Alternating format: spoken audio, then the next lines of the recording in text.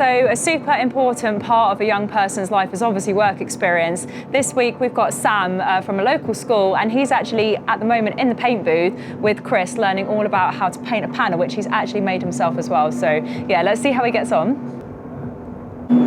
Hi Sam. Hi. How was that? It was a very cool, very good experience. Yeah? So you're here on work experience, aren't you? How old are you? I'm 14. So all your friends are probably in cafes or accountancy firms, and you're painting bits. So what was the experience like? It was really cool. I mean, I've obviously never done it before. Yeah? Yeah. Did you kind of know what you're doing? Have you watched it before? Or? No, not really. Yeah. He just taught me how to do it, step by step. What was the guidance by Chris like? Is it good? Yeah, it was good. Hard to hear because you have a big, loud thing in your ear. Sure. Is this what you want to do then, later on in life? I'm not really sure what I want to do after school. Yeah. But at least you're getting good experience and lots of different. I mean, obviously this is just one part of it, isn't it? But you've made the panel that you've painted. So yeah, so it's nice that you're seeing the whole thing of it.